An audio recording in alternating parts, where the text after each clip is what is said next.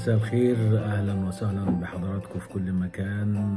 يسعدني التواصل معكم باستمرار.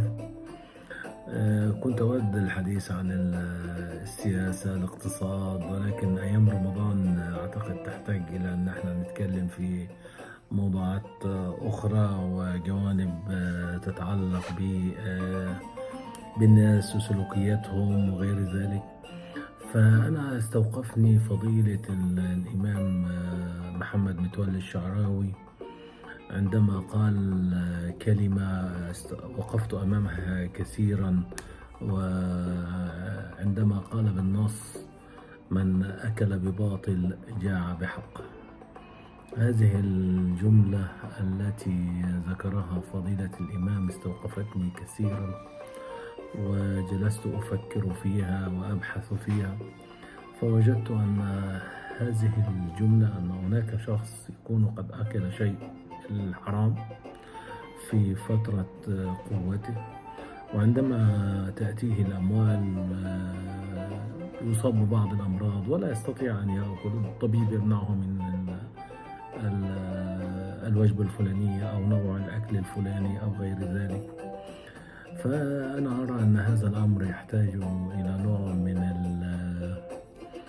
من التطهير، تطهير النفس من ذلك من خلال الصدقة.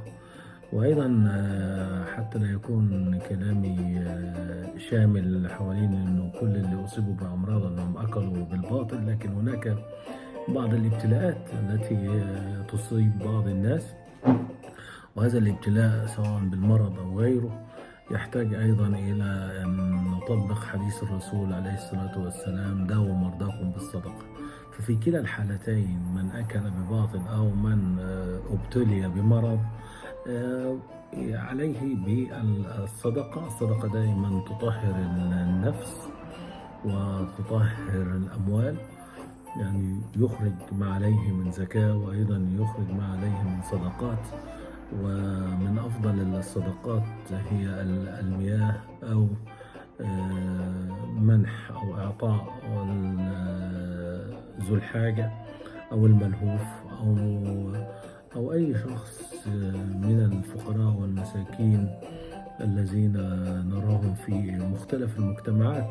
الفقر موجود في كل دول العالم، ليس يقتصر على دولة بعينها. ليس هناك دولة كاملة غنية على الإطلاق، وليس هناك دولة فقيرة على الإطلاق، ولكن المجتمعات تختلف. هناك جزء منهم أغنياء وجزء فقراء، وهناك فئة متوسطة. فلنبحث عن